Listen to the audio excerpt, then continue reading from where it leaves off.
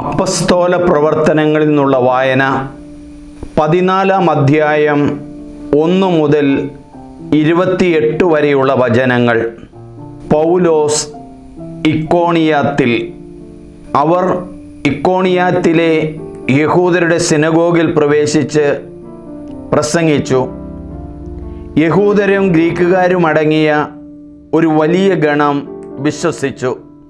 വിശ്വസിക്കാതിരുന്ന യഹൂദർ സഹോദരർക്കെതിരായി വിജാതീയരെ ഇളക്കുകയും അവരുടെ മനസ്സിനെ വിദ്വേഷം കൊണ്ട് നിറയ്ക്കുകയും ചെയ്തു. എങ്കിലും അവർ വളരെ നാൾ അവിടെ താമസിച്ച് കർത്താവിനെപ്പറ്റി ധൈര്യപൂർവ്വം പ്രസംഗിച്ചു. അത്ഭുതങ്ങളും അടയാളങ്ങളും പ്രവർത്തിക്കാൻ അവർക്ക് അനുഗ്രഹം നൽകിക്കൊണ്ട് കർത്താവ് തൻ്റെ കൃപയുടെ വചനത്തിന് സാക്ഷ്യം നൽകി. എന്നാൽ നഗരത്തിലെ ജനങ്ങളുടെ ഇടയിൽ ഭിന്നതയുണ്ടായി. ചിലർ യഹൂദരുടെ കൂടെയും ചിലർ അപ്പസ്തോലന്മാരുടെ കൂടെയും ചേർന്നു. അവരെ അപമാനിക്കാനും കല്ലെറിയാനുമുള്ള ഒരു നീക്കം വിജാതിയരുടെയും യഹൂദരുടെയും അവരുടെ അധികാരികളുടെയും ഭാഗത്തു നിന്നുണ്ടായി. ഇതറിഞ്ഞ് ലിക്കോവാനിയിലെ നഗരങ്ങളായ ലിസ്ത്രായിലേക്കും ദെർബയിലേക്കും സമീപ പ്രദേശങ്ങളിലേക്കും പലായനം ചെയ്തു. അവിടെ അവർ സുവിശേഷം പ്രസംഗിച്ചു കൊണ്ടിരുന്നു. കാലുകൾക്ക് സ്വാധീനമില്ലാത്ത ഒരുവൻ ലിസ്ത്രായിൽ ഉണ്ടായിരുന്നു. ജന്മന മുടന്തനായിരുന്ന അവന് ഒരിക്കലും നടക്കാൻ കഴിഞ്ഞിരുന്നില്ല. പൗലോസ് പ്രസംഗിക്കുന്നത് അവൻ കേട്ടു. പൗലോസ് അവനെ സൂക്ഷിച്ചു നോക്കി.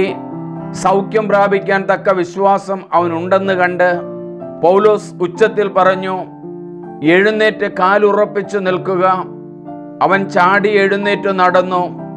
പൗലോസ് ചെയ്ത ഈ പ്രവൃത്തി കണ്ട ജനക്കൂട്ടം ലിക്കാവോനിയൻ ഭാഷയിൽ ഉച്ചത്തിൽ പറഞ്ഞു, ദേവന്മാർ മനുഷ്യരൂപം ധരിച്ച് നമ്മുടെ ഇടയിലേക്ക് ഇറങ്ങി വന്നിരിക്കുന്നു. അവർ ബർണബാസിനെ സേവൂസ് എന്നും പൗലോസ് പ്രധാന പ്രസംഗകനായിരുന്നതിനാൽ അവനെ ഹെർമസ് എന്നും വിളിച്ചു. നഗരത്തിൻ്റെ മുമ്പിലുള്ള സേവൂസിൻ്റെ ക്ഷേത്രത്തിലെ പുരോഹിതൻ കാളകളും പൂമാലകളുമായി കവാടത്തിങ്കൽ വന്ന് ജനങ്ങളോട് ചേർന്നു ബലിയർപ്പിക്കുവാൻ ആഗ്രഹം പ്രകടിപ്പിച്ചു. ഇതറിഞ്ഞ് അപ്പസ്തോലന്മാരായ ബർണബാസും പൗലോസും വസ്ത്രം കീറി ജനക്കൂട്ടത്തിലേക്ക് ഓടിച്ചെന്ന് വിളിച്ചു പറഞ്ഞു, ഹേ മനുഷ്യരെ, നിങ്ങൾ ഈ ചെയ്യുന്നത് എന്താണ്? ഞങ്ങളും നിങ്ങളെപ്പോലെ തന്നെയുള്ള മനുഷ്യരാണ്. വ്യർത്ഥമായ ഈ രീതികളിൽ നിന്ന് ജീവിക്കുന്ന ദൈവത്തിലേക്ക് നിങ്ങൾ തിരിയണം എന്ന് ഞങ്ങൾ നിങ്ങളെ ഉദ്ബോധിപ്പിക്കുന്നു. അവിടുന്നാണ് ആകാശവും ഭൂമിയും സമുദ്രവും അവയിലുള്ള സമസ്തവും സൃഷ്ടിച്ചത്. കഴിഞ്ഞ തലമുറകളിൽ എല്ലാ ജനതകളെയും സ്വന്തം മാർഗങ്ങളിൽ സഞ്ചരിക്കാൻ അവിടുന്ന് അനുവദിച്ചു. എങ്കിലും നന്മ പ്രവർത്തിക്കുകയും ആകാശത്തു നിന്ന് മഴയും ഫലപുഷ്ടമായ കാലാവസ്ഥയും നിങ്ങൾക്ക് പ്രദാനം ചെയ്യുകയും ആഹാരവും ആനന്ദവും നൽകി നിങ്ങളുടെ ഹൃദയങ്ങളെ നിറയ്ക്കുകയും ചെയ്തുകൊണ്ട് അവിടുന്ന് തനിക്ക് സാക്ഷ്യം നൽകിക്കൊണ്ടിരുന്നു. അവർ ഇപ്രകാരം പറഞ്ഞ് തങ്ങൾക്ക് ബലിയർപ്പിക്കുന്നതിൽ നിന്ന് ജനങ്ങളെ കഷ്ടിച്ച് പിന്തിരിപ്പിച്ചു.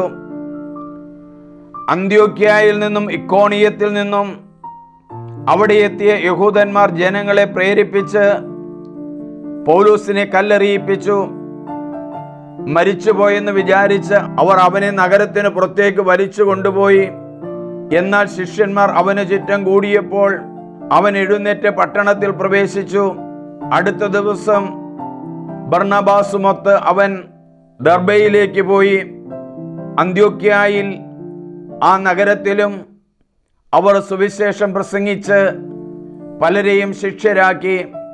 അനന്തരം അവർ ലിസ്ത്രായിലേക്കും ഇക്കോണിയത്തിലേക്കും അന്ത്യോക്യയിലേക്കും തിരിച്ചു ചെന്നു. വിശ്വാസത്തിൽ നിലനിൽക്കണമെന്നും നിരവധി പീഡനങ്ങളിലൂടെ ദൈവരാജ്യത്തിൽ പ്രവേശിക്കണമെന്നും ഉപദേശിച്ചുകൊണ്ട് ശിഷ്യന്മാരുടെ മനസ്സിനെ അവർ ശക്തിപ്പെടുത്തി. അവർ സഭകൾ തോറും ശ്രേഷ്ഠന്മാരെ നിയമിച്ച് പ്രാർത്ഥനയോടും ഉപവാസത്തോടും കൂടെ അവരെ തങ്ങൾ വിശ്വസിച്ച കർത്താവിന് സമർപ്പിച്ചു. പിന്നീട് അവർ പിസീദിയയിലൂടെ കടന്ന് പാമ്പിലായിൽ എത്തി. പെർഗായിൽ വചനം പ്രസംഗിച്ചതിനു ശേഷം അവർ അത്താലിയിലേക്ക് പോയി. അവിടെ നിന്ന് അന്ത്യോക്യയിലേക്കും കപ്പൽ കയറി. തങ്ങൾ നിർവഹിച്ച ദൗത്യത്തിന് ആവശ്യമായിരുന്ന ദൈവകൃപയ്ക്ക് അവർ ഫലമേൽപ്പിക്കപ്പെട്ടത് അവിടെ വച്ചാണല്ലോ. അവർ അവിടെ എത്തിയപ്പോൾ സഭയെ വിളിച്ചുകൂട്ടി തങ്ങൾ മുഖാന്തരം ദൈവം എന്തെല്ലാം പ്രവർത്തിച്ചുവെന്നും വിജാതീയർക്ക് വിശ്വാസത്തിൻ്റെ വാതിൽ അവിടുന്ന് എങ്ങനെ തുറന്നു കൊടുത്തുവെന്നും വിശദീകരിച്ചു. പിന്നീട് കുറെ കാലത്തേക്ക് അവർ ശിഷ്യന്മാരോടുകൂടെ അവിടെ താമസിച്ചു. അപ്പസ്തോല പ്രവർത്തനങ്ങളിൽ നിന്നുള്ള വായന 15-ാം അധ്യായം 1 മുതൽ 41 വരെയുള്ള വചനങ്ങൾ. ജെറൂസലേം സൂനഹദോസ്. യൂദായിൽ നിന്ന് ചിലർ അവിടെ വന്ന് മോശയുടെ നിയമമനുസരിച്ച് പരിച്ഛേദനം ചെയ്യപ്പെടാത്ത പക്ഷം രക്ഷ പ്രാപിക്കുവാൻ സാധ്യമല്ല എന്ന് സഹോദരന്മാരെ പഠിപ്പിച്ചു. പൗലോസും ബർണബാസും അവരോട് വിയോജിക്കുകയും വിവാദത്തിൽ ഏർപ്പെടുകയും ചെയ്തു.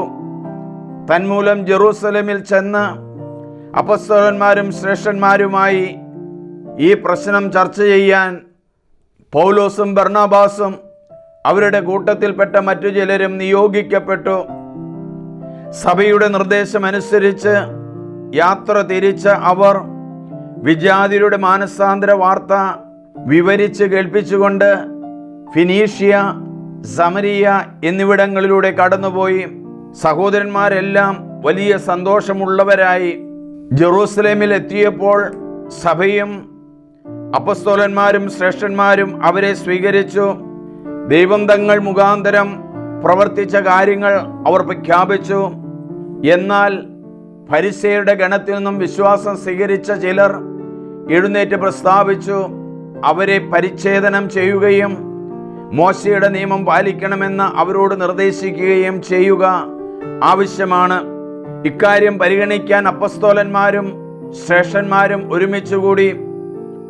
വലിയ വാദപ്രതിവാദം നടന്നപ്പോൾ പത്രോസ് എഴുന്നേറ്റ് പറഞ്ഞു, സഹോദരന്മാരെ, വളരെ മുമ്പ് തന്നെ ദൈവം നിങ്ങളുടെ ഇടയിൽ ഒരു തിരഞ്ഞെടുപ്പ് നടത്തുകയും വിജാതീയർ എൻ്റെ അധരങ്ങളിൽ നിന്ന് സുവിശേഷ വചനങ്ങൾ കേട്ട് വിശ്വസിക്കണമെന്ന് നിശ്ചയിക്കുകയും ചെയ്തു എന്ന് നിങ്ങൾക്കറിയാമല്ലോ.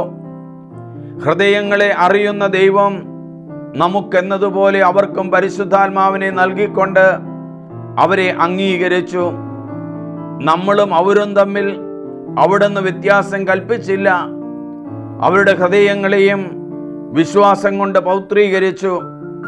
അതുകൊണ്ട് നമ്മുടെ പിതാക്കന്മാർക്കോ നമുക്കോ താങ്ങാൻ വയ്യാതിരുന്ന ഒരു നുകം ഇപ്പോൾ ശിഷ്യന്മാരുടെ ചുമലിൽ വച്ചുകെട്ടി എന്തിന് ദൈവത്തെ നിങ്ങൾ പരീക്ഷിക്കുന്നു?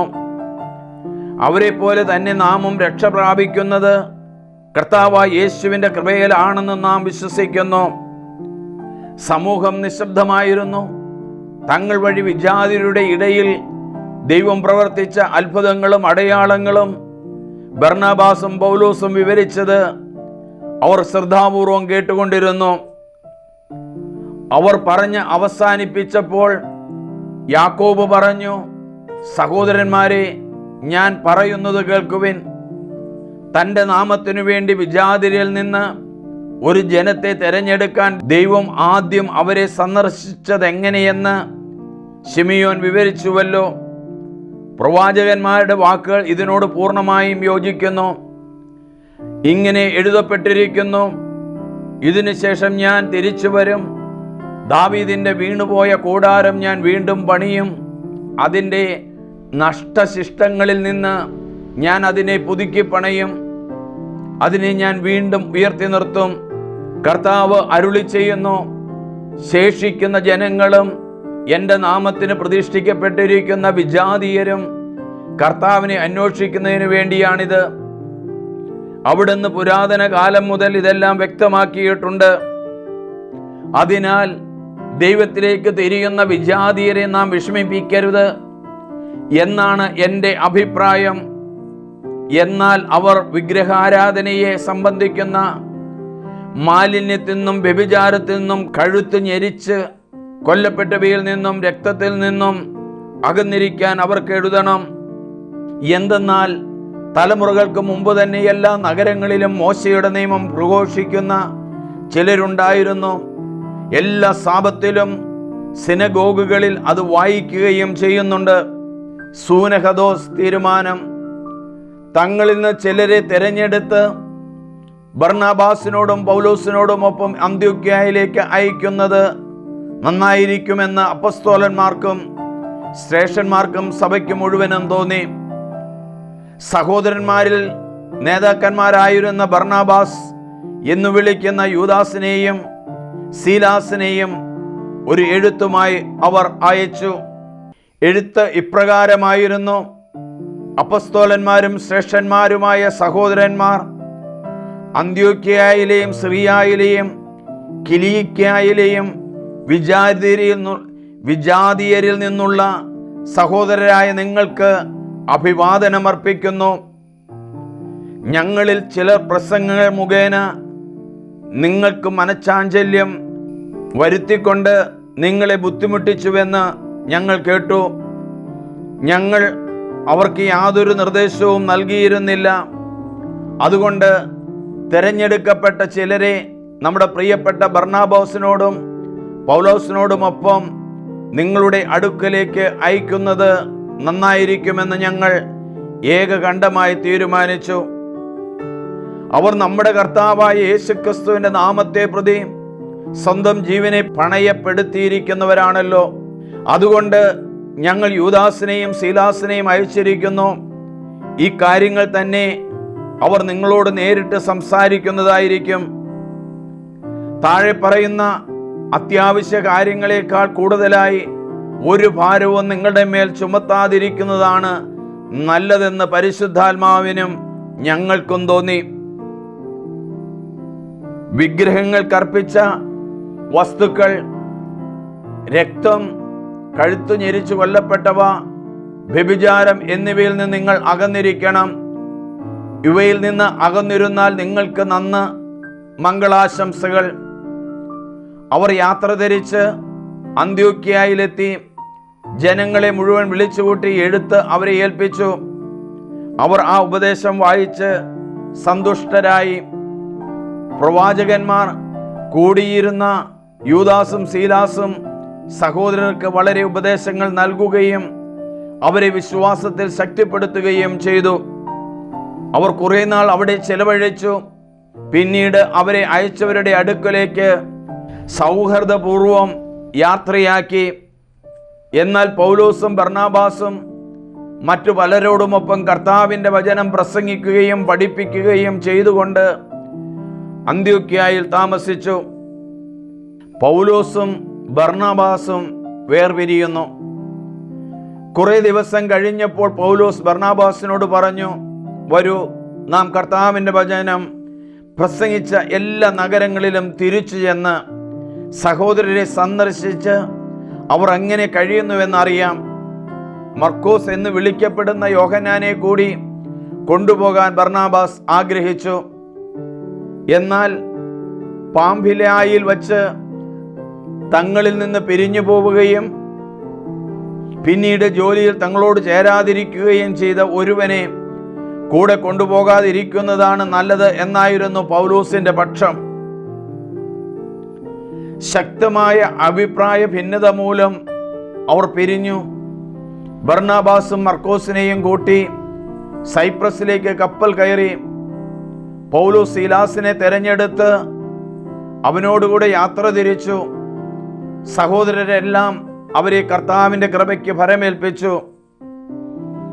അവൻ സഭകളെ ശക്തിപ്പെടുത്തിക്കൊണ്ട് സിറിയയിലൂടെയും കിലിക്കിയയിലൂടെയും സഞ്ചരിച്ചു.